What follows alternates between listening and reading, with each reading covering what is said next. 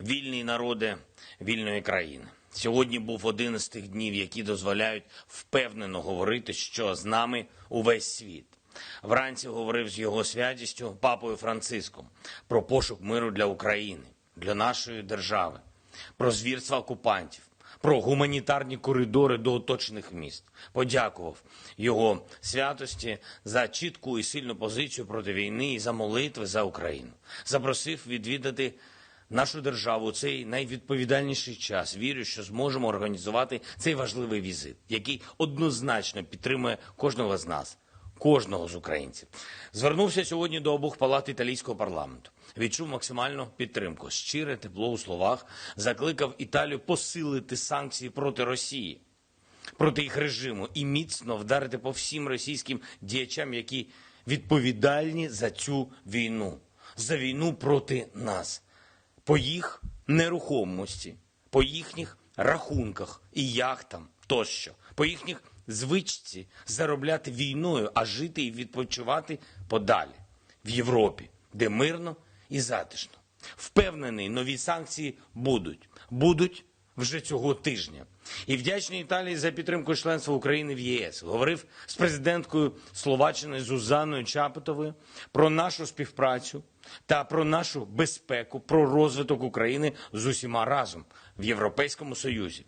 Важлива розмова відбулася з прем'єр-міністром Канади. Продовжуємо координувати позиції напередодні самітів НАТО і Великої Сімки, які відбудуться вже цього тижня. Джастін Трюдо підтримає нас.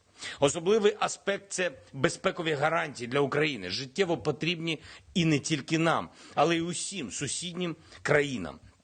Через нашу безпеку, яка сцементує мир на сході Європи. Я вдячний міністру закордонних справ Греції, який першим серед європейських офіційних осіб вирішив підтримати роботу наших гуманітарних коридорів у Маріуполь, щоб врятувати наших людей з міста і довести туди гуманітарний вантаж, дуже важливий для кожного і кожної. Станом на цей день у місті перебувають близько 100 тисяч людей у нелюдських умовах, в повній блокаді. Без їжі, без води, без ліків, під постійними обстрілами, під постійним бомбардуванням. Вже не перший тиждень ми намагаємося організувати стабільні гуманітарні коридори для маріупольців. І майже всі наші спроби, на жаль, зриваються російськими окупантами, обстрілами або свідомим терором. Сьогодні одна з гуманітарних колон була просто захоплена окупантами.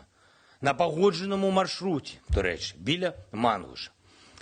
В полоні опинились працівники ДСНС і водії автобусів. Ми робимо все, щоб звільнити наших людей і розблокувати рух гуманітарних вантажів.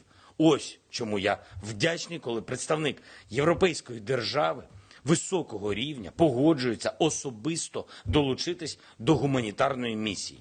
Очікуємо реалізації цього задуму керівника грецької МСС вже найближчими днями. Попри всі складнощі, за сьогодні все ж таки вдалося врятувати 7026 маріупольців. Завтра продовжимо цю важливу роботу. Наші представники намагаються домовитись про гуманітарні коридори ще й у Київській, у Харківській, Запорізькій, у Луганській областях. Ще одна важлива новина – створений онлайн-інструмент для усіх, хто може і хоче допомогти з гуманітарними вантажами для України. Тільки за 2 минулих тижні в нашу державу надійшло вже більше 100 тисяч тонн гуманітарної допомоги. Ці вантажі швидко розподіляються через спеціальні хаби для регіонів. Але звернень ще більше можливостей, ще більше роботи. Тому, щоб максимально спростити процес, створений сайт help.gov.ua. На сайті можна дізнатися, як придбати, як відправити і кому адресувати гуманітарний вантаж. Це для кожного, хто хоче долучитись, для кожного, хто може допомогти в Україні і всьому світі, щоб допомога йшла постійно, 24/7. Наші Збройні Сили сьогодні порадували. Знову Чорнобаївка, знову розгром окупантів. Знову збиті російські літаки. Особливо важливо бомбардувальник над Маріуполем. І так буде з кожним, хто вбиває наших людей, мирних людей на нашій мирній землі. Хочу ще раз повторити усім російським льотчикам, які не думають, який наказ вони виконують. Вбивство цивільних – це злочин. Крапка. І ви будете відповідати в будь-який спосіб. Сьогодні чи завтра. Це менш важливо. Головне, що неминуче.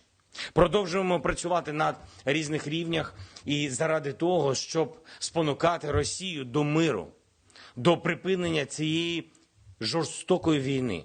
Працюють українські представники в переговорах, які продовжуються фактично щоденно. Складно, дуже, часом скандально, але крок за кроком йдемо вперед. Також я вдячний усім міжнародним посередникам, які борються за Україну, за Європу, за правду, які доносять в Москву реальну картину, чесно, і спонукають дивитись реалістично на те, що відбувається у боях, і на те, що світ не зупиниться у захисті правди, нашої правди.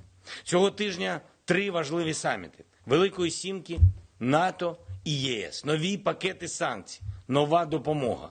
Будемо працювати, будемо боротись, як тільки ми можемо, до останнього, хоробро і відкрито, на всіх цих майданчиках, з повною енергією, на результат, з усіма нашими силами і не втомимось, відпочинемо, коли переможемо. А це точно буде. Слава усім нашим героям! Слава Україні!